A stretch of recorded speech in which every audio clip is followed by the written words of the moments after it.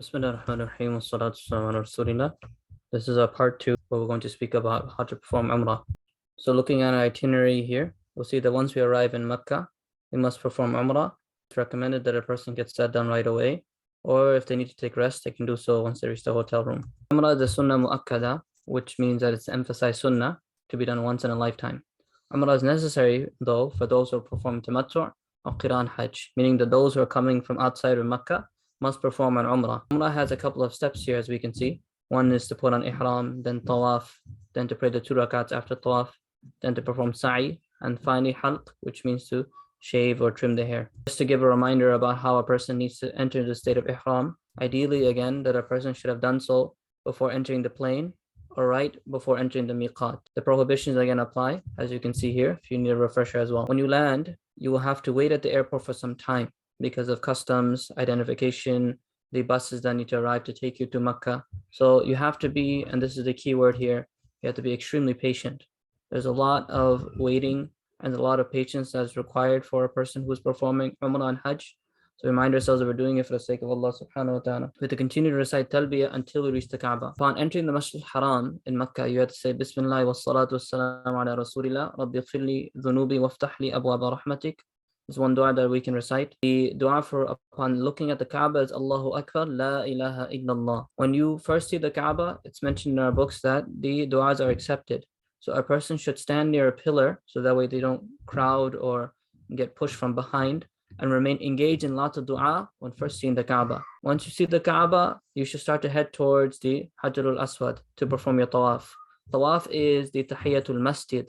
It is the essentially 2 rakats that a person will perform entering any other masjid. Tawaf is like that for Masjid al-Haram. You must be wudu throughout the tawaf. So if any time it breaks, you can just go back and then resume from where you left off in your tawaf. If salat also comes in the middle, again, just continue from where you left off in your tawaf. This is a brief diagram about how tawaf looks. You're going to start to head towards, as we can see on the bottom, the Hajar al-Aswad. We have to start from before Hajar al-Aswad. You might have difficulty first identifying where it is on the Kaaba. It's okay because you can just look for this light, which is going to be clear for you. You'll see it that's being posted on the walls. And so it's easy for you to identify where the Hajar al-Aswad is because it lines up with the Hajar al-Aswad. Once you get up to that spot, you're going to face your hands towards the Kaaba. You're going to say, Bismillahi Allahu Akbar, La ilaha illallah wa lillahi alhamd. So extend your hands straight out, read this dua, and then kiss your hands. This will be as if you had kissed a stone. So you don't have to go and directly kiss the Hajar al-Aswad. It might be very difficult for you to do so. Although there is a sunnah in going out and directly kissing the stone, I will put this reminder for everyone. That's never okay to unjustly harm another Muslim. We have to be very careful while going there that we don't push or shove or hurt anyone in the process of trying to get a sunnah. We commit many haram acts. The second thing is that this stone was kissed by the Prophet ﷺ, and no other place gives benefit. So a person should not try to kiss any other part of the Kaaba to try to get some barakah like that. The tawaf process looks like so.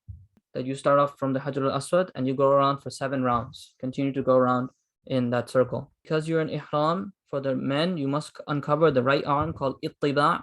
And for the first 3 rounds, you should try to, what we call ramal, is to walk fast if possible. In reality, it's kind of just moving your shoulders up and down and kind of jogging in place while you're moving. Okay, it's not to run so quickly to try to get done with the 3 rounds as fast as possible, but just move a bit with a bit more haste in your step. And going around with family is more important, so try your best not to lose your family if you're going with your family. Since it resembles salah, it is better to remain engaged in dhikr throughout the tawaf. Although talking will not break your tawaf, it's recommended to just remain in dhikr the entire time. One dhikr you can do is Subhanallah, Alhamdulillah, wa la ilaha illallah, wallahu akbar, wa la hawla wa la quwwata illa billahi al-ali al-azim. There is also a very important sunnah dua that a person should recite when they reach the Rukn Yamani, which is the corner right before Hajar al-Aswad. When you reach that corner, you should make this dua continuously. رَبَّنَا آتِنَا فِي الدُّنْيَا حَسَنَةً وَفِي الْآخِرَةِ حَسَنَةً وَقِنَا عَذَابَ النَّارِ. You continue to recite it until you finish the tawaf at Hajar al-Aswad. When completing the 7th round, you're going to kiss your hands one final time and then head to Maqam Ibrahim. Maqam Ibrahim is located a little bit after where the Hajar al-Aswad is. So you're going to walk actually straight forward till you reach Maqam Ibrahim. While you're going there, you should recite وَاتَّخِذُوا مِن مَقَامِ إِبْرَاهِيمَ مُصَلَّى. Pray 2 rakats behind Maqam Ibrahim, or anywhere in the masjid is permissible to pray if you can't pray directly behind there. Right after that, you're going to drink Zamzam. There are many places that a person can take Zamzam from. The du'as are accepted at that time. If it's very crowded, you can stand, or if you have the ability to do so, then you should sit down. After drinking Zamzam, this is the dua: Allahumma inni as'aluka ilman nafi'a wa rizqan wasi'a wa shifa'an min kulli da'. Once you have completed the tawaf, you're going to head out to the mas'a, or the place where you're going to perform sa'i. Sa'i is to walk between Safa and Marwa. Once you finish from Maqam Ibrahim, you'll turn around and you'll see that there'll be a sign located there for yourself to help you to get there. This is not the exact sign, but a similar sign will be there. When you get to Safa and Marwa, you're going to see that you're going to start off on As-Safa and you're going to head out towards Marwa. When you go from Safa to Marwa, it's considered one round. You're going to continue this 7 times total, going from Safa to Marwa, Marwa to Safa, ending at Marwa finally. Every time you ascend Safa and Marwa, face the Kaaba and make dua. Again, have your duas ready. Wudu is sunnah at this time, meaning that it's highly recommended to be in, but if it breaks, you don't have to redo your wudu. Jog between the green lights for men. When you get down from Safa, heading to Marwa, you're going to find these green lights above you. At this place where men should jog, there are a lot of duas that you can use at this time, which I will place in the comments as well, so that way a person is ready to make the duas at the time of Safa and Marwa. Once you finish, you'll head to the barber area. The barber area, there are brothers ready to cut your hair or trim your hair. It's according to your discretion, because if you're going to go for Hajj afterwards, you may want to trim right now and then shave later. Or if you want, you can shave at both times, whatever is more convenient for yourself. Obviously, shaving your head completely has a lot of reward in it. The woman should also cut a little bit of the hair, meaning roughly about 1 inch from the bottom. They say about a fingertip's worth from the bottom of her hair, she should cut off that much. And you can also cut your own hair, but not others until you're out of ihram. Once you finish ihram, then you can go and cut someone else's hair as well.